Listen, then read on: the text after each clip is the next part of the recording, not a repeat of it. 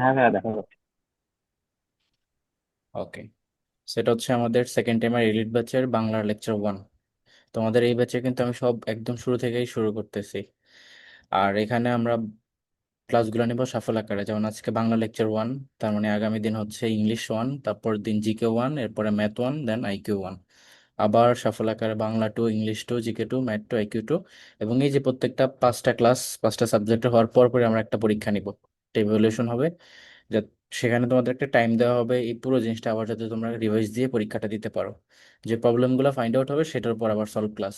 তো এইভাবে করে তোমার 5টা ক্লাস, একটা এক্সাম, তারপর সলভ ক্লাস, আবার তোমার সেকেন্ড পার্টে পড়া শুরু, দেন আবার এক্সাম, আবার সলভ ক্লাস, এভাবে করে সিকোয়েন্সিয়ালি আমরা পুরো সিলেবাসটা কমপ্লিট করবো। দেন আবার রিভিশন ব্যাচ অ্যাড করা হবে। সো খেয়াল করো, এই যে বাংলা লেকচার 1, এখানে তোমার আজকের যে টপিকগুলা, তার মধ্যে এটা হচ্ছে শব্দ গঠন, এটা একটা টপিক। বাংলা ব্যাকরণের ইতিহাস, এটা একটা টপিক, এবং আলোচ্য বিষয়, এটা আরেকটা টপিক। ঠিক আছে, এই মেইনলি তোমার এই 3টা টপিক। এছাড়া আরো কিছু টপিক আছে, যেমন আবিধানিক শব্দ বাছাই, এটা একটা, এটা থেকেও প্রতি বছর একটা কোশ্চেন থাকেই, একটা এমসিকিউ থাকেই। বিউপিতেও আসে, যেহেতু তো প্রতি বছরই টুকটাক থাকে। আর এটা যদি তুমি শিখতে পারো, এই জিনিসগুলা কিভাবে শব্দ গঠন, কিভাবে আবিধানিক শব্দক্রম যাচাই করতে হয়, একবার শিখলে সারা জীবন মনে রাখতে পারবা। ম্যাথের মতো ক্যালকুলেট করে তুমি অ্যান্সার বের করে ফেলতে পারবে বাংলার মধ্যেই। সো আসো, ব্যাকরণ কি? ব্যাকরণ হচ্ছে ভাষার সংবিধান। এবং ব্যাকরণ এই শব্দটার ব্যুৎপত্তিগত অর্থ হচ্ছে বিশেষভাবে বিশ্লেষণ। ঠিক আছে, সো অনেক সময় পরীক্ষাতে এই কোশ্চেনটা থাকে যে ব্যাকরণ শব্দের ব্যুৎপত্তিগত অর্থটা কি। তো সেটা হচ্ছে বিশেষভাবে বিশ্লেষণ, এই জিনিসটা একটু মাথায় রাখবা সবাই। তারপর দেখো, ব্যাকরণ হচ্ছে একটা প্রত্যয়সাহিত শব্দ। এখন এই প্রত্যয়সাহিত শব্দ আমি বললাম, ঠিক আছে, প্রত্যয়ের মধ্যে দুইটা টাইপ, একটা হচ্ছে তোমার কৃৎ প্রত্যয়, একটা হচ্ছে তদ্ধিত প্রত্যয়। তো আমাকে কাইন্ডলি একটু বলতে হবে যে এইখানে ব্যাকরণটা তোমার কোন প্রত্যয় হবে, কৃৎ হবে নাকি তদ্ধিত হবে, বলো। তোমরাই বলবা। প্রত্যয় তো দুই ধরনের, তাই না? একটা হচ্ছে কৃৎ, আর একটা হচ্ছে তদ্ধিত। তো কৃৎ কোনটা, যেটা হচ্ছে মূলত কাজকে নির্দেশ করবে।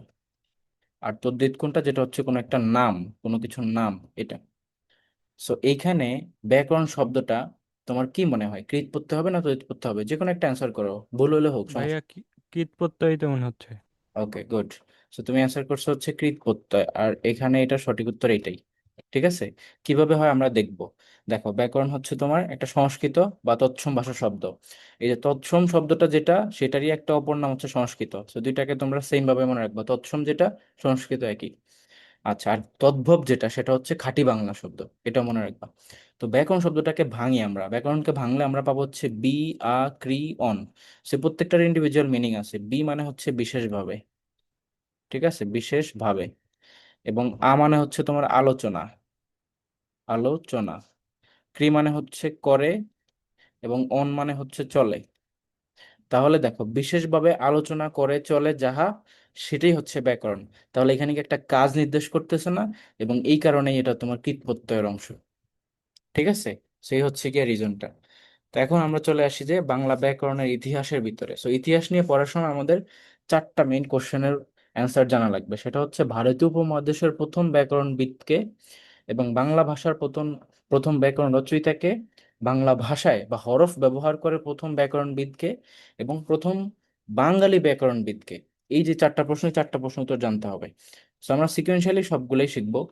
তোমাদেরকে আমি যদি জিজ্ঞেস করি এর মধ্যে, তোমরা কি কোনোটার অ্যান্সার বলতে পারবা? যে কোনো একটা, কোনটা করবো বলো, প্রথমটাও কি বলো। ভারতীয় উপমহাদেশের প্রথম ব্যাকরণবিদকে, এই ইন্ডিয়ান সাবকন্টিনেন্টের মধ্যে প্রথম তোমার এই ব্যাকরণবিদকে, বাংলা ভাষা বা বাংলা ব্যাকরণ নিয়ে কাজ করছে। ভাইয়া আমি ওই যে রেকর্ডেড ক্লাস করছিলাম তো, তো হ্যাঁ বলতে হ্যাঁ হ্যাঁ। পারবো। তো বলো, সমস্যা নেই, প্রথমটার উত্তর কি হবে? ভাইয়া পানিনি। গুড। আর দ্বিতীয়টা, এই যে তোমার বাংলা ভাষার প্রথম ব্যাকরণ রচয়িতা। আজ সুম্পা সাউ।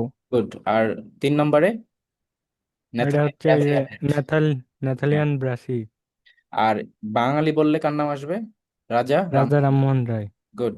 সো আমরা হচ্ছে 4টা প্রশ্ন উত্তর এখানে এই টেকনিকটা দিয়ে মনে রাখতে পারি। সেটা হচ্ছে, দেখো, পানিনি, এই যে অষ্টাধ্যায়ীর পাতা আস্তে আস্তে পরে হেলহেড রাজা গুরুকে দিয়ে দিল। সেই পানিনি হচ্ছে তোমার এই যে ভারতীয় উপমহাদেশের, আমরা যদি লিখি ভারতীয় উপমহাদেশের প্রথম ব্যাকরণবিদ। এবং তার লিখিত যেই ব্যাকরণ বইটা ছিল সেই বইটার নামই হচ্ছে এটা অষ্টাধ্যায়ী। ঠিক আছে, এটা হচ্ছে তার লিখিত বই, এবং এই বইটার ভাষা ছিল হচ্ছে সংস্কৃত ভাষা। ঠিক আছে, এই বইয়ের ভাষা কি সংস্কৃত ভাষা। এবং এই বইটা তিনি পুরোটা কমপ্লিট করতে পারেন নাই। পরবর্তীতে তারই শিষ্য পতঞ্জলি, নাম কি, পতঞ্জলি, তিনি হচ্ছে এই বইটা কমপ্লিট করেন বা এই বইটাতে লেখার ক্ষেত্রে হেল্প করেন। আর আস্তে আস্তে হচ্ছে তোমার আশরুম্পা শাহ। ঠিক আছে, আশরুম্পা শাহ। এই আশরুম্পা শাহর পুরো নামটা হচ্ছে তোমার, মানে তিনি একজন পাদ্রী ছিলেন, অর্থাৎ পর্তুগিজের নাগরিক। ঠিক আছে, আর তিনি তোমার বাংলা ভাষা নিয়ে প্রথম ব্যাকরণ রচনা করেন। এই পাণিনি কিন্তু যেটা লিখেন সেটা তো সংস্কৃত ভাষার ছিল, এই জন্য তাকে ভারতীয় উপমহাদেশের প্রথম ব্যাকরণবিদ বলা হয়। কিন্তু বাংলা ভাষার প্রথম ব্যাকরণবিদ বললে সেটার উত্তর হচ্ছে গিয়ে তোমার এই আশরুম্পা শাহ। ঠিক আছে, আমি লিখে দিচ্ছি যে বাংলা ভাষার প্রথম ব্যাকরণবিদ। এবং তার লিখিত যে বইটা সেটা সম্পর্কে আমরা একটু পরে ডিটেলস জানবো। বইটার নাম হচ্ছে ভোকাবুলারিও এ মিডিয়াম অফ বেঙ্গালি পর্তুগিজ। এবং তিনি ওই বইটা লিখেন হচ্ছে রোমান হরফে। ঠিক আছে, এবং তারপরে তোমার হচ্ছে হেলহেড, ন্যাথানিয়াল ব্রাসি হেলহেড, তার পুরো নামটা হচ্ছে NB হেল,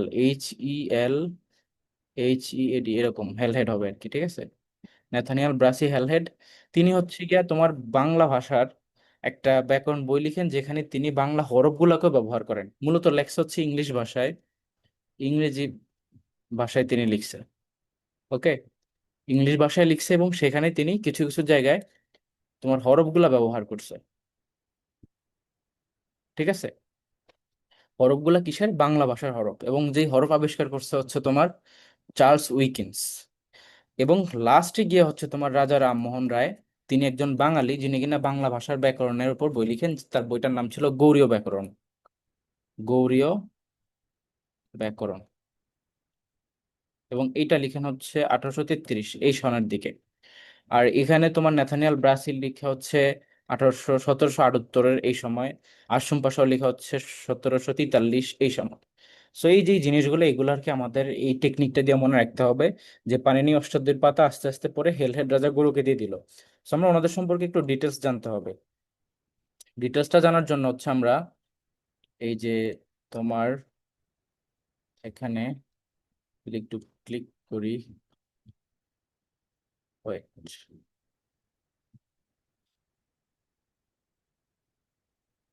দেখো, পানিনির উপর ক্লিক করা মাত্র পানিনির ডিটেলসটা চলে আসবে। ধরো, আসতেছে না কেন,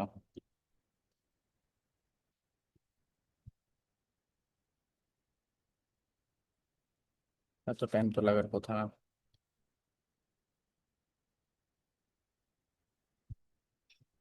হ্যাঁ হ্যাঁ, এবার আসছে, দেখো তোমরা কি স্ক্রিন দেখতে পাচ্ছ পানিনির ইনফরমেশনটা উইকিপিডিয়ার? হ্যাঁ ভাইয়া। দেখা যাচ্ছে না? বলো তো। হ্যাঁ জি ভাইয়া, ভাইয়া। যাচ্ছে। ওকে ওকে, সো দেখো এটা হচ্ছে পানিনি। এবং এই পানিনি সম্পর্কে আমাদেরকে একটু ডিটেলস পড়তে হবে। যেমন তোমার পানিনি হচ্ছে প্রথম বর্ণনামূলক ভাষাবিদ হিসেবে এবং ভাষাবিজ্ঞানের জনক হিসেবে তাকে চিহ্নিত করা হয়। তার রচিত অষ্টাধ্যায়ী নামক সংস্কৃত ব্যাকরণ গ্রন্থের জন্য তিনি বিখ্যাত। তার লিখিত বইটার নাম কি, অষ্টাধ্যায়ী। এবং এটা কি ভাষায় লিখিত, এটা সংস্কৃত ভাষায় লিখিত, এটা মনে রাখতে হবে। এবং তার এখানে দেখো এই যে বইয়ের ছবি দেওয়া আছে, এখানে তার ছবি ছিল, ছবিটা উঠতেছে না, তার একটা স্ট্যাচু আর কি ওই সময়ের। সো পাণিনি সম্পর্কে এতটুকুই জানবা যে তিনি হচ্ছে ভারতীয় উপমহাদেশের প্রথম ব্যাকরণবিদ। এবং তিনি যে বইটা লিখেন সেটার নাম হচ্ছে অষ্টাধ্যায়ী। তার বইটা কোন ভাষায় লিখেন, সংস্কৃত ভাষায় লিখেন। এতটুকু জানলেই মোর দ্যান এনাফ। কিন্তু আমরা এই যে তোমার আশরুম পাশাও, তার সম্পর্কে একটু ডিটেলস পড়তে হবে। ঠিক আছে, দেখো, এই যে ম্যানুয়েল দা আশরাম্পা, এটা হচ্ছে তার পুরো নাম। তিনি একজন পর্তুগিজ নাগরিক এবং তিনি ভারতবর্ষে আগমন করেন। এবং তিনি মূলত এই যে আমাদের বাংলাদেশের এই অঞ্চলটাতেই আসে। দেখো, আশরাম্পা সহ বাংলা ভাষার একটি ব্যাকরণ রচনা করার প্রয়াস নেন। এই গ্রন্থটি তিনি রোমান হরফে রচিত, মানে এই গ্রন্থটা কোন হরফে রচিত, রোমান হরফে। সংক্ষেপে এর নাম হচ্ছে ভোকাবুলারিও, কিন্তু পুরো বইয়ের নাম হচ্ছে ভোকাবুলারিও ইম ইডিওমা বেঙ্গালাই পর্তুগিজ। ঠিক আছে, তো তিনি এই বইতে এই যে বাংলার অভিধান সংকলন করেন। এবং তিনি মূলত কেন এটা প্রয়াসটা নেন, এই যে তিনি ঢাকার অদূরে গাজীপুর জেলার অন্তর্গত ভাওয়ালের গড়ে অবস্থান করতেছিল। মানে আমাদের যে গাজীপুর, ঢাকার কাছে, সেখানে তিনি আসছিলেন এই অঞ্চলটাতে, এবং এসে তার এই প্রয়াসটা তিনি নেন যে বাংলা ব্যাকরণের জন্য একটা বই লেখেন। ঠিক আছে, সো এই জন্য তারটা একটু মনোযোগ দিয়ে পড়বা। এবং তোমার সালটা মনে রাখবা, এই সালটা হচ্ছে আই গেস 1743। এই যে দেখো, এই সালটা মনে রাখবা, 1743। তারপরে চলে আসি আমরা হেলহেড ডে। হেলহেডেরটা পড়া লাগবে না খুব একটা। আমরা যদি হচ্ছে ইতে যাই, এই যে রাজা রামমোহন রায়তে যাই, তারটা একটু বেশি ইম্পর্টেন্ট। এই যে রাজা রামমোহন রায় হচ্ছে ভাই, তোমার। এতক্ষণ কি বাংলা ব্যাকরণের ইতিহাসে পড়াচ্ছিলেন? হুম, আচ্ছা, হ্যাঁ, কি বলতেছো? এতক্ষণ কি বাংলা ব্যাকরণের ইতিহাসে পড়াচ্ছিলেন? আমি মাত্র ক্লাসের লিঙ্কটা দেখলাম, জয়েন হলাম মাত্র। হ্যাঁ হ্যাঁ, সমস্যা নেই, আমি এই মাত্র শুরু করছি, বেশি একটা আগাই নেই। ঠিক আছে। আচ্ছা, তো দেখো, এই যে রাজা রামমোহন রায়, তার সম্পর্কে আমরা একটু ডিটেলসে পড়বো। রাজা রামমোহন রায় অনেকগুলা অবদান রাখছে। তিনি মূলত একজন সমাজ সংস্কারক। সমাজ সংস্কারক কথাটার মানে হচ্ছে যারা মূলত তোমার বিভিন্ন ধরনের যে সকল প্রথা ছিল সেগুলার বিরুদ্ধে কাজ করেন। মানে সমাজে যে সকল সংস্কার করার প্রয়োজন ছিল, যে প্রথাগুলো ছিল, সেগুলোর বিরুদ্ধে তিনি একজন উল্লেখযোগ্য ভূমিকা পালন করেন। তো দেখো, এই যে তিনি কি কি প্রথা নিয়ে এরকম কাজ করেন। সতীদাহ প্রথা, সতীদাহ প্রথাটা কি, যে তোমার মেয়েদের হাজবেন্ড মারা যাওয়ার পরে মেয়েদেরকে পুড়ে ফেলতো, উইদাউট এনি রিজন পুড়ে মেরে ফেলতো। সো এটা ছিল সতীদাহ প্রথা, এটার বিরুদ্ধে তিনি কাজ করেন, এটাকে বিলোপ করেন। তারপর তোমার বাল্য বিবাহ রোধের জন্য তিনি কাজ করেন। বাল্য বিবাহটা দেখো, কত পিচ্চি মেয়েদেরকে তোমার বিয়ে বিয়ে দিয়ে দিচ্ছে। এই যে ছবিটা দেখতে পাচ্ছ, ছবিতে কত ছোট একটা পিচ্চি মেয়ে, তাকে বিয়ে দিয়ে দিচ্ছে, এটা কোনো কথা?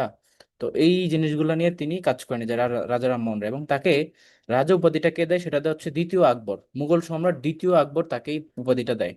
সো রাজা রামমোহন রায় সম্পর্কে কি কি জানলাম।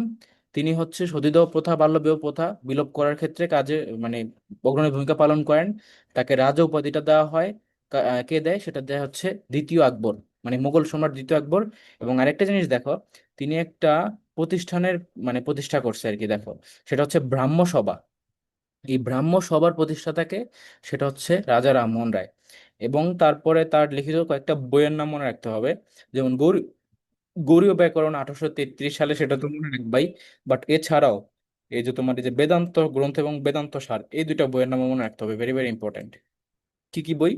বেদান্ত গ্রন্থ এবং বেদান্ত সার। অনেক সময় পরীক্ষায় ডিরেক্ট আসে যে বেদান্ত গ্রন্থ এবং বেদান্ত সার বইয়ের লেখককে, সেটা হচ্ছে রাজা রামমোহন রায়। এই যে এখানে দেখো, লিস্ট টাকায় দেওয়া আছে। ঠিক আছে।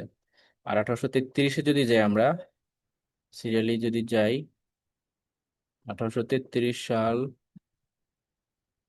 ও 33-টা এখানে নাই, প্রকাশটা। ওকে, 33-এ নাই। 33 না তো 1800, হ্যাঁ 1833-এ তো ঠিকই তো আছে। তাহলে গৌড়ীয় ব্যাকরণের নামটা আমি এখানে খুঁজে পাই নাই, এটা কই কোন জায়গায় যেন আছে, বাট এটা মনে রাখবো যে গৌড়ীয় ব্যাকরণ 1833 সালে লিখে। আচ্ছা, সো আমরা চলে আসি, এই যে এখানে আরেকটা জিনিস মনে রাখবা, তিনি মূলত এই যে বিবিসি কর্তৃক একটা জরিপ হয়, সেখানে সর্বশ্রেষ্ঠ বাঙালিদের একটা তালিকা হয়, যেখানে 20 জন লোকের স্থান ছিল। তার মধ্যে তার অবস্থান হচ্ছে দশম। মানে 1000 বছরের শ্রেষ্ঠ যে বাঙালি, তার মধ্যে তার অবস্থান হচ্ছে দশম। এরকম শ্রেষ্ঠ বাঙালিদের যে লিস্টটা, সেখানে দেখো, 1 নম্বরে ছিল হচ্ছে শেখ মুজিবুর রহমান, 2 নম্বরে রবীন্দ্রনাথ ঠাকুর রঠা, তারপর তোমার 3 নম্বরে হচ্ছে কাজী নজরুল ইসলাম, বিদ্রোহী কবি, আমাদের জাতীয় কবি। তারপরে 4-এ হচ্ছে এ কে ফজলুল হক, 5-এ হচ্ছে সুভাষচন্দ্র বসু, এবং 6 নম্বরটা ভেরি ভেরি ইম্পর্টেন্ট, মনে রাখবা, এটা এটা হচ্ছে কে, বেগম রোকেয়া। ঠিক আছে, তিনিও একজন সমাজ সংস্কারক, এই যে বাঙালি নারী জাগরণে অগ্রদূত। তারপর তিনি মহিলাদের বা মেয়েদের শিক্ষা নিয়ে অনেক মানে কাজ করেন। তারপরে তোমার সাথে হচ্ছে জগদীশ চন্দ্র বসু, তার একটা অবদান কি বলতে পারবা? তিনি হচ্ছে একটা জিনিস আবিষ্কার করে, সেটা কি, এই যে রেডিওর জন্য একটা জিনিস আবিষ্কার করে। আর একটা হচ্ছে তোমার এই যে গাছের যে প্রাণ আছে, গাছ মানে tree tree have their own life or lives, সেটা তিনি আবিষ্কার করে, গাছের প্রাণ। তো এটা অনেক সময় পরীক্ষা আসে। আর ঈশ্বরচন্দ্র বিদ্যাসাগর হচ্ছে অষ্টম অবস্থানে আছে। আর তারপরে দেখো তোমার আব্দুল হামিদ খান বাসানী, তারপর রাজা রামমোহন রায় যে দশম অবস্থানে আছে। ঠিক আছে। তারপর দেখো তিতুমির, এই যে সৈয়দ মীর নেসার আলী, তার প্রকৃত নাম। তারটা হচ্ছে 11 নম্বরে। 12 নম্বরে হচ্ছে লালন শাহ। 13 নম্বরে সত্যজিৎ রায়। এই সত্যজিৎ রায়ের যে সকল মানে কন্ট্রিবিউশন গুলো আছে, মুভি, জিনিসগুলো সম্পর্কে জানতে হবে। Amartya Sen, very very important. তিনি হচ্ছে কি নোবেল লরেট ইকোনমিক্স এর উপরে প্রথম ভারতীয় হিসেবে অর্থনীতি মানে নোবেল পুরস্কার পাইছে, বাঙালি হিসেবে বলতে পারো। এই কাজ কে করছো? ওমর ফারুক। তুমি কি স্ক্রিনের মধ্যে দাগ দিয়ে ফেলছো? এটা মুছো। সে অমর্ত্য সেন সম্পর্কে কয়েকটা জিনিস তোমাদেরকে বলি। অমর্ত্য সেন হচ্ছে ইকোনমিস্ট ছিলেন একজন, এবং তার লিখিত কয়েকটা বই থেকে প্রায়শই পরীক্ষা কোশ্চেন আসে। তো তার লিখিত 3টা বইয়ের নাম তোমরা মনে রাখবা। যে বইটার কারণে তিনি নোবেল পুরস্কার পান সেটার নাম হচ্ছে পোভার্টি অ্যান্ড ফেমিনস, মানে দারিদ্রতা এবং দুর্ভিক্ষ। ঠিক আছে। আর তিনি মানে তোমার কোন দুর্ভিক্ষ নিয়ে এই বইটা লিখে, মানে কত সালের দুর্ভিক্ষ নিয়ে বলতে পারবা? 43। ঠিক আছে, 43-এর সেই দুর্ভিক্ষ সেটা নিয়ে। তারপর তোমার যেমন তোমার যদি বলি, তার অন্যান্য আরো 2টা বই আছে, সেটা হচ্ছে তোমার আইডিয়া অফ জাস্টিস। ঠিক আছে, আইডিয়া অফ জাস্টিস এটা একটা বই, ভেরি ভেরি ইম্পর্ট্যান্ট। তার লিখিত আরেকটা বই হচ্ছে ডেভেলপমেন্ট অ্যাজ ফ্রিডম। সেই 3টা বইয়ের নাম টোটস্থ থাকতে হবে। একটা হচ্ছে কি poverty and famines, idea of justice, আর একটা হচ্ছে ডেভেলপমেন্ট অ্যাজ ফ্রিডম। এই 3টা থেকে একটা এমসিকিউ পাবাই তুমি যেখানেই পরীক্ষা দাও। তারপর চলে আসো ভাষা আন্দোলনের শহীদ যারা হয়েছে তাদের অবস্থান। তারপর হচ্ছে তোমার DMS sir, doctor Mohammad Shahidullah, Swami Vivekananda হচ্ছে 17তম অবস্থানে।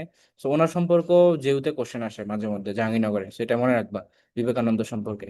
18তে হচ্ছে অতীশ দীপঙ্কর। 19 নম্বরে হচ্ছে শহীদ প্রেসিডেন্ট জিয়াউর রহমান, বাংলাদেশের স্বাধীনতার ঘোষক, সামরিক কর্মকর্তা এবং সেনাপ্রধান ছিলেন। ঠিক আছে, রাষ্ট্রপতি ছিলেন এবং মুক্তিযোদ্ধা ছিলেন। একটা ফোর্সের তিনি প্রধান ছিলেন। ঠিক আছে, কোন ফোর্স বলো তো? জিয়াউর রহমান কোন ফোর্সের প্রধান ছিলেন? Z force. Z force, right. এবং তিনি হচ্ছে সার্কের প্রতিষ্ঠাতা। এই যে সার্ক আছে না, SAARC, south Asian association for regional cooperation, সেটার প্রতিষ্ঠাতা কে? জিয়াউর রহমান। তারপর হচ্ছে কি হোসেন শহীদ সোহরাওয়ার্দী। আচ্ছা, সেই হচ্ছে কি যে বিবিসির যে জরিপটা সেটা। তো আই গেস এখন সবাই ক্লিয়ার হয়েছে যে সবার ডিটেলসটা কোথায় কিভাবে পাবা। এখন আমরা আমাদের নেক্সট ইয়েতে চলে আসি, নেক্সট স্লাইডে যাই। আমরা ডিটেলসে পড়বো ওই জিনিসগুলা। যেমন দেখো আশরাফ পাশাও, তো বলছিলাম যে আশরাফ পাশাও ঢাকার ভাওয়াল, তো গাজীপুর সংলগ্ন যে ভাওয়ালের গড় সেই জায়গাটাতে তিনি আসছে। গাজীপুর, গাজীপুরে দীর্ঘিকার হয়, আমি রস্বীকার দিছি ভুলে। সো গাজীপুরের এই যে ভাওয়ালের গড়, এই অঞ্চলগুলো তোমার কোন মানে ভূমির উপরে অন্তর্ভুক্ত হবে বলো তো? বাংলাদেশে কয় ধরনের ভূমিরূপ দেখতে পাওয়া যায় বলতে পারবা? 3 ধরনের ভূমিরূপ। ভূমিরূপ কয় ধরনের? 3 ধরনের। কি কি? 1 নম্বর হচ্ছে টারশিয়ারি, 2 নম্বরে হচ্ছে তোমার প্লাইস্টোসিন, আর একটা কি বলতে পারবা? 3 নম্বরে হচ্ছে তোমার সাম্প্রতিক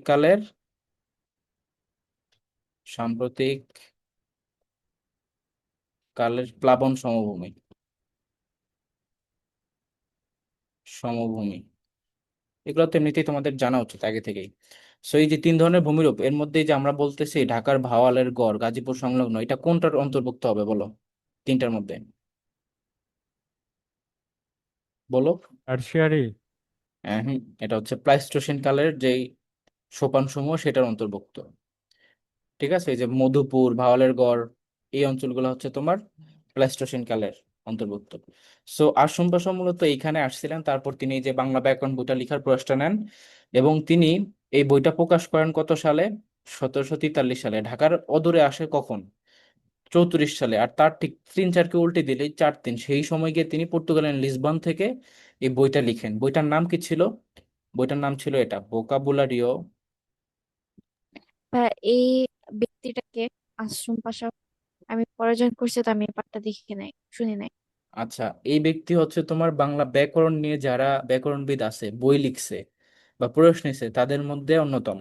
যেমন তোমার আমরা এখানে পড়ছিলাম যে ভারতীয় উপমহাদেশের প্রথম ব্যাকরণবিদ কে, সে হচ্ছে পাণিনি। ঠিক আছে।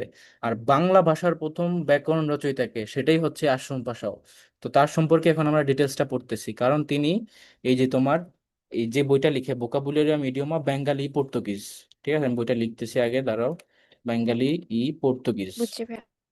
So, এই বইতে তিনি মানে বাংলা ব্যাকরণ নিয়ে লেখার প্রয়াস নেন, এবং তিনি সেখানে এই বইটা লিখে কিন্তু কোন ভাষায়? বইটা লিখে হচ্ছে রোমান ভাষায়। রোমান, কারণ তখন অবধি বাংলা যে হরফ, এই যে আমরা ক খ স্বরে স্বরে দেখতেছি, এগুলো আবিষ্কারই হয় নাই। তিনি বইটা লিখেন রোমান হরফে, কিন্তু তিনি বাংলা ভাষার জন্যই লিখে, বাংলা ভাষাটাই তিনি রোমানে লিখে আর কি, রোমান হরফ বা রোমান ভাষায় লিখে। তো কত সালে লিখে? 1743 সালে লিখে। কোত্থেকে লিখে? পর্তুগালের রাজধানী লিসবন থেকে লিখে, কারণ সে সেখানকারই নাগরিক ছিলেন, এবং তিনি ঢাকার ভাওয়ালের গড় এই অঞ্চলটাতে আসছিল, গাজীপুর সংলগ্ন। প্রশ্ন করতে পারো যে কেন আসছিল? তিনি ছিলেন একজন পাদ্রী, ঠিক আছে, পাদ্রী। সো পাদ্রীরা কেন আসে? পাদ্রীরা কোন ধর্মের? কোন ধর্মের তাদেরকে পাদ্রী বলা হয় বলো? ক্যাথলিক। Catholic Jewish. পাদ্রী। বৌদ্ধ মানে ধর্মের। তোমার বৌদ্ধ ধর্ম কোত্থেকে হবে? খ্রিস্টান ধর্মের। বৌদ্ধ ধর্মের, ঠিক আছে। সো দেখো, খ্রিস্টান ধর্মের যে প্রচার করার জন্য তিনি এইখানে আসে, এসে গিয়ে তিনি পরবর্তীতে রিয়েলাইজ করে যে এরা তো এই ভাষায় কথা বলে, দেন আমি তার মানে এরকম একটা বই লিখবো বাংলা ব্যাকরণ নিয়ে, যে ওই সময় পর্যন্ত হরফ আবিষ্কার হয় নাই, তাই তিনি সেটা রোমান হরফেই লিখেন, ঠিক আছে। সো এই হচ্ছে গিয়ে ওভারঅল সিনারিওটা। এরপরে চলে আসা হচ্ছে ন্যাথানিয়াল ব্রাসি হ্যালহেড। তিনি আবার দেখো 1778 সালে একটা বই লিখে, সেটা হচ্ছে a grammar of Bengal language. এবং এই বইটার ভাষা ছিল কি? এই বইটার ভাষা হচ্ছে তোমার ইংরেজি, ঠিক আছে, ইংরেজি। কিন্তু এই বইটার মধ্যে তিনি, এই বইটা মানে তাকে বলা হয় প্রথম বাংলা ভাষায় ব্যাকরণ রচয়িতা বা ব্যাকরণবিদ। কারণ কি, তিনি বইটা যদিও ইংরেজি ভাষায় লিখছে, বইটার নামও ইংরেজি, দেখো গ্রামার অফ বেঙ্গল ল্যাঙ্গুয়েজ, কিন্তু সেই বইয়ের মধ্যে কিছু কিছু জায়গায় বাংলা হরফ ব্যবহার করছে। কেন হরফ ব্যবহার করছে? কারণ তুমি একটা জিনিসের জন্য বই লিখতেছো, বাংলা বাংলা ব্যাকরণ নিয়ে বই লিখতেছো, সেখানে হরফ তুমি ব্যবহার করবে না? করবাই তো, কারণ অলরেডি হরফ আবিষ্কার হয়ে গেছে, তাহলে তো তুমি ব্যবহার করবাই। কিন্তু হোল বইটা ছিল ইংরেজি ভাষায় আর কি। সো কারণ এই যে তোমার চার্লস উইকিন্স বাংলা হরফ ততদিনের মধ্যে আবিষ্কার করে ফেলছিল। এই যে দেখো, 43-এর ঘটনা হচ্ছে আশম পাশাও, আর এটা হচ্ছে 78-এর ঘটনা, 1700। তো এই সময়ের মধ্যে যেহেতু বাংলা হরফ আবিষ্কার হয়ে গেছে, তিনি এই বইয়ের মধ্যে কোথাও কোথাও বাংলা হরফ ব্যবহার করছেন। সো এই হচ্ছে গিয়া, যদি প্রশ্ন আসে যে বাংলা ভাষায় প্রথম ব্যাকরণ রচয়িতাকে, তখন হচ্ছে গিয়া নেথানিয়াল ব্রাসি হ্যালেড। আর যদি আসে যে বাংলা ভাষার, র একটা অন্তস্থ একটা, যদি বলে ভাষার, তখন কি হবে? আশম পাশাও। কথা বুঝছো? আর এই সালটা মনে রাখবো, 1778। এবং আরেকটা বই, যেটার নামটা এই বইয়ের নামের কাছাকাছি, যেমন গ্রামার অফ বাঙ্গালি ল্যাঙ্গুয়েজ, এই বইটা লিখছে হচ্ছে উইলিয়াম কেরি। তো ওনারটা মনে রাখা ইজি, কারণ কেরিতে লাস্টে যে আই উচ্চারণ হয়, ঠিক আছে, ঠিক তেমনি বাঙালি তো এই যে দেখো লাস্টে গিয়ে আই আসে, তো এইভাবে এটার সাথে এটা রিলেট করে মনে রাখা যায়। ঠিক আছে, যে কেরিটা হচ্ছে বাঙালি ল্যাঙ্গুয়েজ, আর হ্যাল হেডেরটা হচ্ছে বেঙ্গল ল্যাঙ্গুয়েজ। আই গেস সবাই বুঝতে পারছো। এই জায়গাটা কি ক্লিয়ার হয়েছে সবার? বলো তো। এই যে মানে, আচ্ছা, ভাইয়া। ওকে। তোমাদের মধ্যে ওমর ফারুক এই যে স্ক্রিনের মধ্যে দাগ দিয়ে ফেলছিল, ওটা মুছছি, এগুলো করো না। এখন দেখো, শব্দ গঠন। শব্দ গঠন টপিকটা খুবই ইম্পর্ট্যান্ট, এটা আমি জাস্ট তোমাদেরকে টেকনিকটা শেখাবো, এরপর তোমরা নিজেরাই পারবা।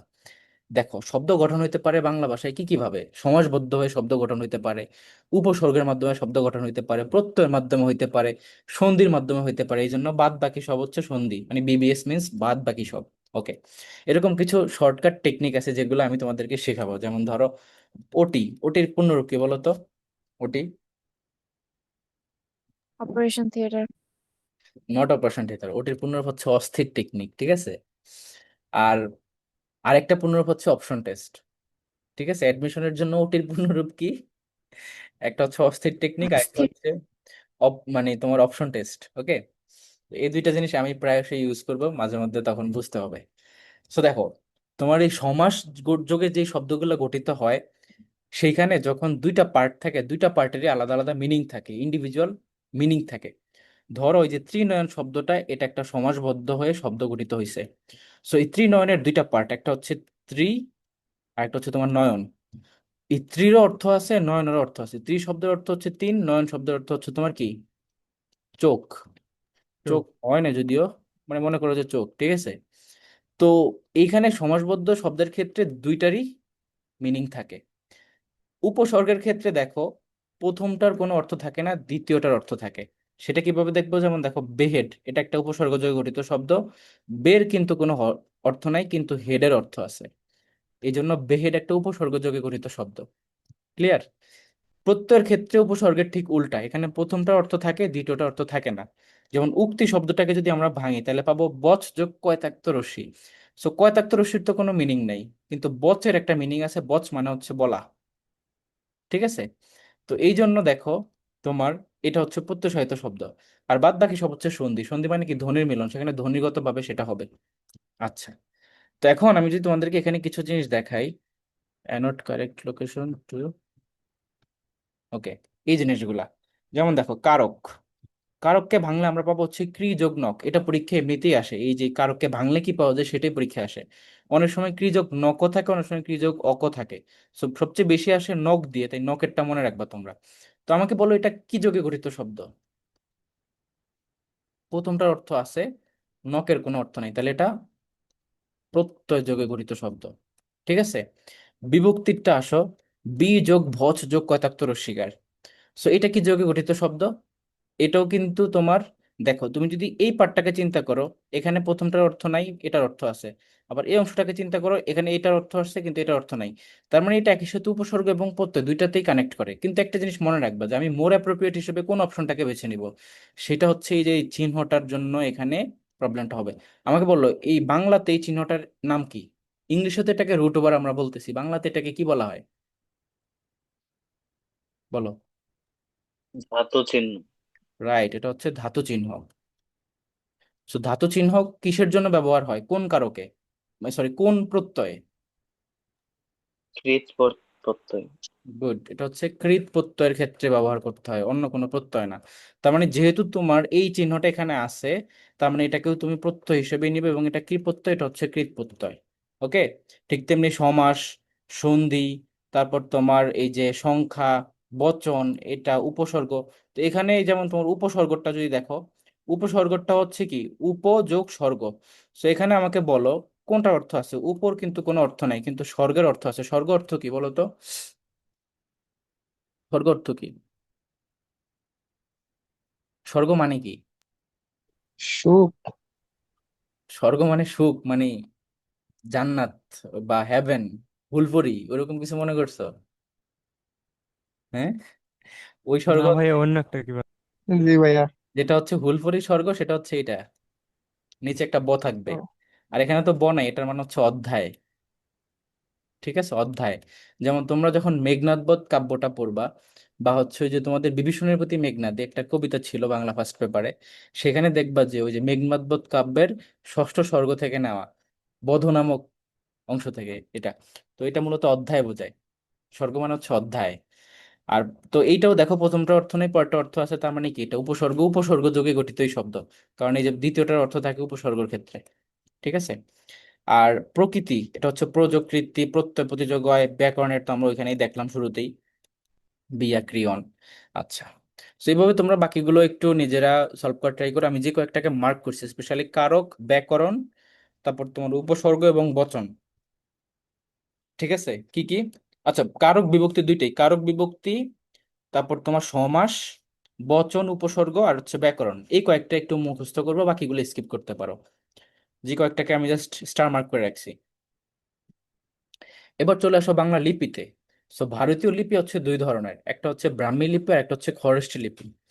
ব্রাহ্মী লিপির বিশেষত্ব হচ্ছে সেটা বাম দিক থেকে শুরু হয়ে ডান দিকে গিয়ে শেষ হবে। যেমন তোমার বাংলা ভাষার ক্ষেত্রে আমরা অলওয়েজ এই পাশ থেকে লেখা শুরু করে তোমার এখানে গিয়ে শেষ করি ডান পাশে। কিন্তু তুমি যদি আরবি ক্ষেত্রে দেখো, বা কোরআন শরীফ তো তোমরা নিশ্চয়ই পড়ছো, কোরআন শরীফের মধ্যে আমরা কোন পাশ থেকে পড়া শুরু করি? লাইনের ডান পাশ থেকে শুরু করি না, ডান থেকে গিয়ে বামে শেষ করি। তো সেইটাই হচ্ছে তোমার খরেষ্ঠী লিপি। ওকে, আর ব্রাহ্মী লিপিটা হচ্ছে গিয়ে তোমার বাম থেকে শুরু হয়। সো এই জন্য এই জিনিসটা মনে রাখবা। তো বাংলা ভাষাটা কোন লিপির অন্তর্ভুক্ত? ব্রাহ্মী লিপির অন্তর্ভুক্ত, মনে থাকে যেন। আর খরেষ্ঠী লিপি হচ্ছে ডান দিক থেকে শুরু হয়ে বামে গিয়ে শেষ হয়। মনে থাকবে এগুলা, যেমন আরবি। জি ভাইয়া। ওকে, তারপর দেখো ব্যাকরণের আলোচ্য বিষয়। সো বাংলা ভাষায় ব্যাকরণের আলোচ্য বিষয় হচ্ছে চারটা। কারণ আমরা যখন কোনো একটা মনের ভাষা প্রকাশ করতে চাই বা মিনিংফুল কথা বলতে চাই, তখন আমরা ইনিশিয়ালি কি করি? আমরা ধ্বনি উচ্চারণ করি, ধ্বনি। তারপর সেখান থেকে গঠিত হয় হচ্ছে একটা শব্দ। একটা শব্দ বললেই কিন্তু পরিপূর্ণ অর্থটা প্রকাশ পায় না, তারপরে আমাদেরকে একটা বাক্য গঠন করা লাগে, এবং তারপরে হচ্ছে আমাদের একটা অর্থ আসে। সো এই হচ্ছে কি আমাদের ইনিশিয়াল চারটা স্টেপে আমরা মনের ভাষাটাকে কনভে করি। দ্যাটস ওয়াই বাংলা ব্যাকরণের মধ্যে আলোচ্য বিষয় হচ্ছে এই চারটাই: ধ্বনি, শব্দ, বাক্য, অর্থ। তো এখানে তো বিষয় যেহেতু বলতেছো, তাহলে তো সেটাকে বলতে হবে ধ্বনিতত্ত্ব। শব্দ বলতেছো, তাহলে শব্দ তত্ত্ব, বাক্য বাক্য তত্ত্ব, এবং অর্থ অর্থতত্ত্ব। সো ধ্বনিতত্ত্ব যেটা, সেটার ইংরেজি নাম হচ্ছে ফোনোলজি। ফোন শব্দের অর্থই তো ধ্বনি, তাই না? Phone phone. তারপর দেখো শব্দ মানে হচ্ছে কি মরফোলজি। তো শব্দ, এটার মরফোলজি হচ্ছে ইংরেজি নাম, এটা মনে রাখবা। এবং এইটার অপর নাম হচ্ছে তোমার রূপতত্ত্ব। শব্দতত্ত্বের অপর নাম কি? রূপতত্ত্ব। পরীক্ষায় রূপতত্ত্ব দিয়ে অপর নামটা অনেকবার জিজ্ঞেস করে, এটা ইম্পর্ট্যান্ট। আর বাক্যতত্ত্বের অপর নাম হচ্ছে পদক্রম। সো বাক্যতত্ত্বের অপর নাম পদক্রম কেন? তুমি যদি একটা জিনিস চিন্তা করে দেখো, পদ মানে কি? হোয়াট ইজ পদ? কেউ বলতে পারবা? পদ এবং শব্দের মাঝখানে ডিফারেন্স কি? বাক্যে অন্তর্গত প্রত্যেকটি শব্দই পদ। তাহলে দেখো, বাক্যে অন্তর্ভুক্ত প্রত্যেকটা শব্দকেই পদ বলা হয়। অথবা আরেকটা জিনিস জিনিস যেমন তোমার কোনো একটা শব্দ যদি বাক্যে ব্যবহৃত না হয়, সেটাও কিন্তু পদ হইতে পারে, যদি সেটার সাথে বিভক্তি যুক্ত থাকে। ঠিক আছে? বিভক্তি ছাড়া বা বাক্যে ব্যবহৃত হওয়া ছাড়া সবগুলোই শব্দ, কিন্তু যদি বিভক্তি যুক্ত থাকে বা কোনো একটা বাক্যের অংশ হয়, তখন সেটাকে পদ বলতে হয়। তাহলে বাক্য তত্ত্ব বলতেছি, তাহলে সেটার অপর নাম কি হবে? পদক্রমী হবে। এখন কি আর ভুলবা? আই গেস ভুলবা না। সো এইটার ইংরেজি হচ্ছে সিনট্যাক্স। আর অর্থতত্ত্ব আলটিমেটলি হচ্ছে আমরা অর্থ দেই বা মিনিং প্রকাশ করি, সেটাকে বলা হয় সিমেন্টিক্স। তো ইংলিশ যে টার্মসগুলো, এগুলো অনেক সময় আসে তোমার ওয়ান ওয়ার্ড সাবস্টিটিউশনের মধ্যে। তোমাদের বাংলাতে যেমন এক কথায় প্রকাশ আসে পরীক্ষায়, ইংলিশেরও একটা টপিক হচ্ছে ওয়ান ওয়ার্ড সাবস্টিটিউশন। মানে এটা ভোকাবুলারি টপিক থেকে কোশ্চেন আসে এখানে। তো ওই জায়গাতে তোমার এই ধরনের কোশ্চেন দিবে যে the system related with sound, that is phonology. The system related with word formation, তাহলে হবে morphology. The system related with sentence building, সেটা হবে সিনট্যাক্স। মিনিং এর সাথে রিলেটেড হলে সেটা সিমেন্টিক্স। এবং আরেকটা হচ্ছে তোমার অভিধান তত্ত্ব। অভিধান তত্ত্বকে বলা হয় ইংরেজিতে লেক্সিকোগ্রাফি, এবং যারা অভিধান লিখে তাদেরকে বলা হয় লেক্সিকোগ্রাফার। সো ইংলিশ অভিধান সর্বপ্রথম কে লিখে? মানে ইংলিশ ডিকশনারি সর্বপ্রথম কে লিখে? বলতে পারবা? এটা লিখে হচ্ছে স্যামুয়েল জনসন। Samuel Johnson. আর বাংলা অভিধান সর্বপ্রথম কে লিখে? বলতে পারবা? Ramchandra. Ramchandra. Ramchandra. Good, Ramchandra Vidyabagish. Chandra Vidyabagish. Okay. So I guess এই জিনিসগুলো তোমাদের মাথায় এখন ক্লিয়ার। এখন আমরা চলে আসি নেক্সট। যেমন তোমার ধ্বনিতত্ত্বের মধ্যে কোন কোন তোমার টপিক গুলা আমরা পড়বো। যেমন তোমার বর্ণমালা ও লিপি, বর্ণবিন্যাস, অক্ষর বিন্যাস, উচ্চারণ ও বানানোর নিয়ম, এটাও কিন্তু ভোকেব টপিক, মুখস্থই করতে হয়। তারপরে সন্ধি। সন্ধিটা কেন ধ্বনিতত্ত্বের মধ্যে আলোচিত হয়? কারণ সন্ধির অপর নাম কি? ধ্বনির মিলন।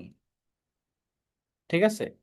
তারপর নত্যবিধান সত্যবিধান, সেখানে একটা ন একটা স নিয়ে আমরা কাজ করি। বলবো যে ভাই এগুলো তো বর্ণ। তো বর্ণ আর ধ্বনি কি একই জিনিস?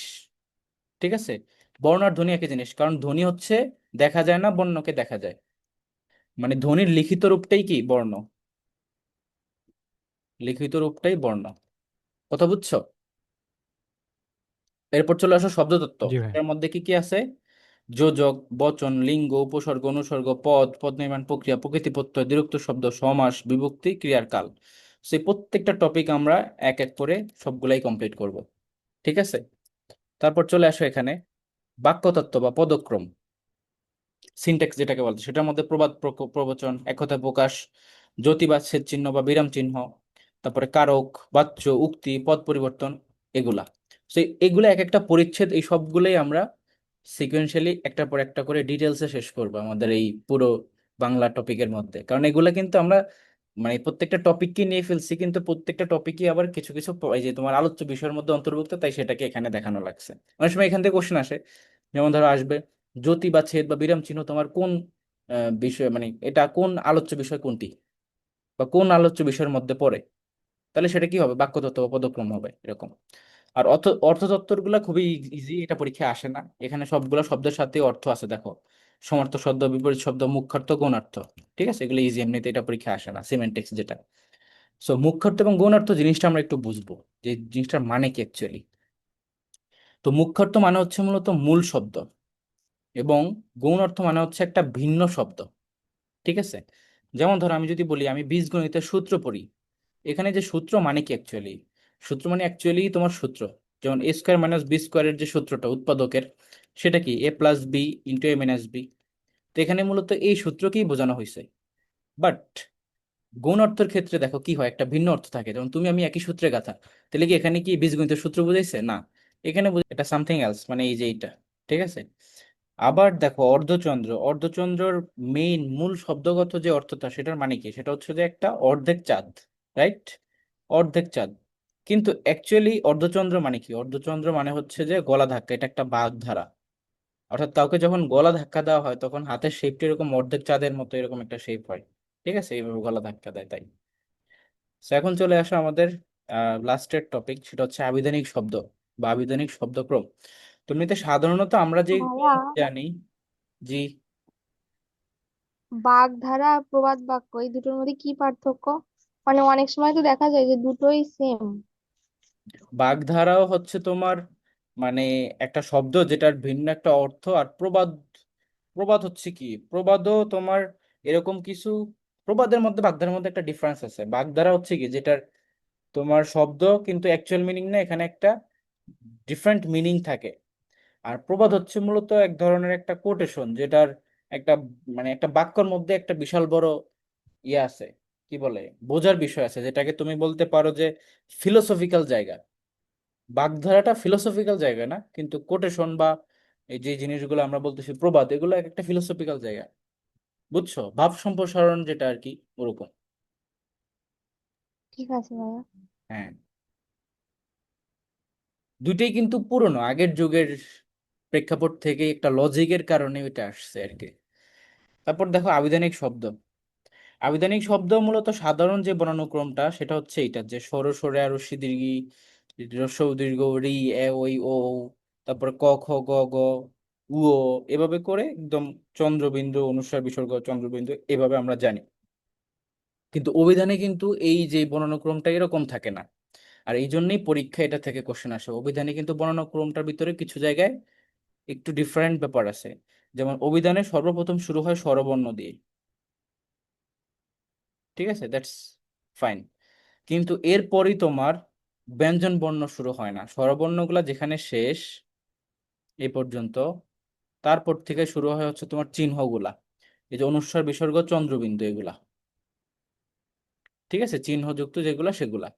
তারপরে শুরু হয় হচ্ছে ব্যঞ্জন, এবং ব্যঞ্জনের মধ্যে কয়েকটা জায়গায় ডিফারেন্ট আছে, যেমন ক এর পরেই ক্ষিয়, ক এর পরেই কিন্তু খ না। তো কোন কোন জায়গায় ডিফারেন্ট? ক এর পরেই হচ্ছে তোমার ক্ষিয়, নট খ।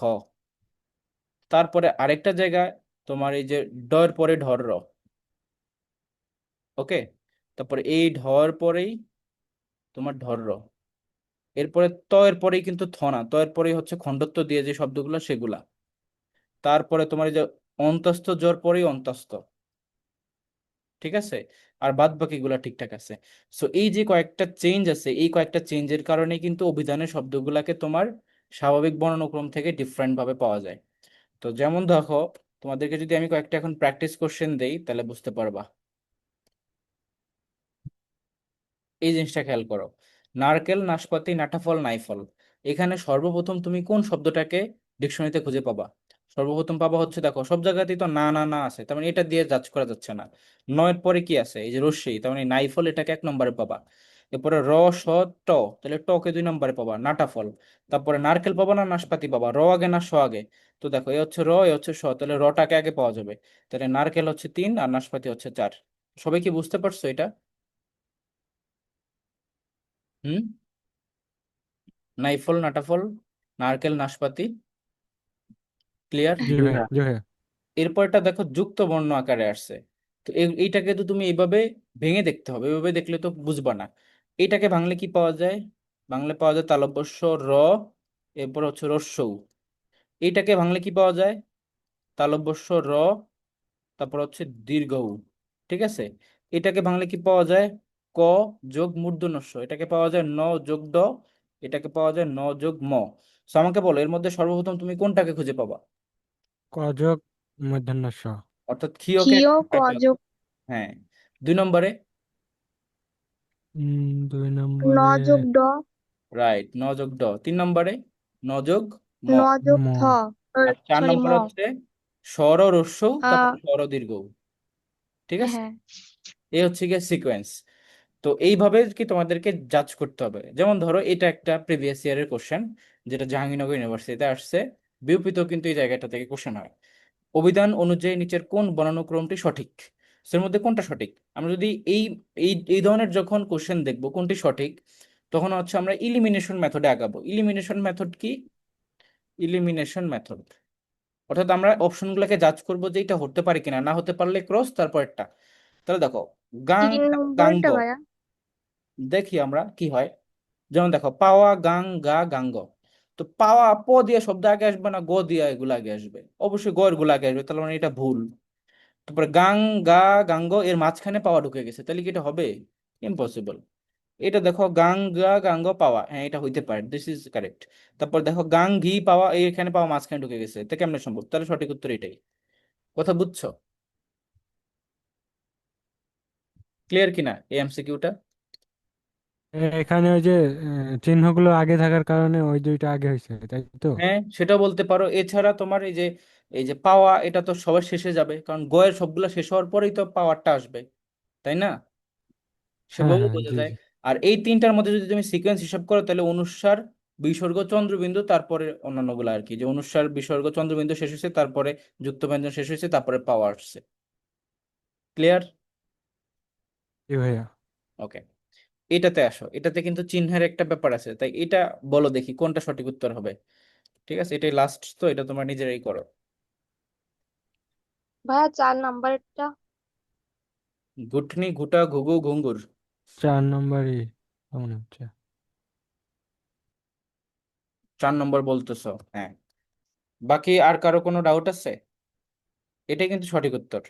দেখো, আমরা যদি প্রথমটা দেখি, এখানে আছে কি, ঘুটা, ঘুটনি, ঘুঘু, ঘুঙ্গুর। এখানে সবকিছু ঠিকই আছে, আমার ঘুটার এখানে চিহ্নগুলো আসছে, ফাইন।